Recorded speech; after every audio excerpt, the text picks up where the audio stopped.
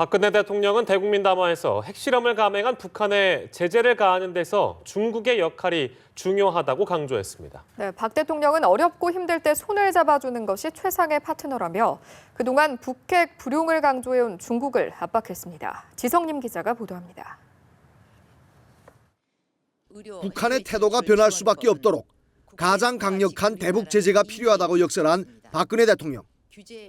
국제사회의 새로운 대북 제재안 도출 과정에 중국의 역할이 중요하다며 중국을 우회적으로 압박하는 메시지를 보냈습니다. 어렵고 힘들 때 손을 잡아주는 것이 최상의 파트너입니다.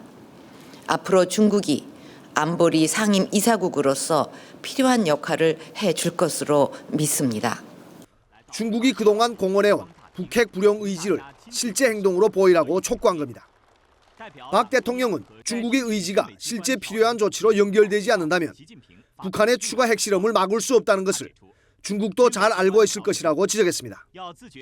또 한국과 중국이 북핵 문제와 관련해 긴밀히 소통해왔다고 강조했는데 그동안 공들여온 한중 관계를 중국이 고려해야 한다는 압박이 느껴집니다.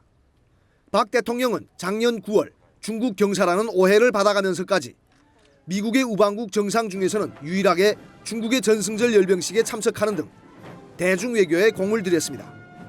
하지만 북한의 4차 핵실험에 대해 중국은 초기에는 비교적 강력한 비판을 했지만 이후 냉정과 합당한 대응, 대화를 통한 해결 등을 거론하며 기존 입장으로 되돌아간 모습을 보였습니다. 특히 북한의 이번 핵실험 이후 한중 정상 간 전화통화도 없었고 양국 국방장 간의 직통 전화도 우리 측의 요청이 있었지만 중국이 호응하지 않으면서 정부의 대중국 외교 실효성에 의문을 제기하는 목소리도 나왔습니다. 박 대통령이 이날 중국의 역할을 강조함에 따라 향후 중국의 움직임이 주목됩니다. 연합뉴스TV 지성림입니다.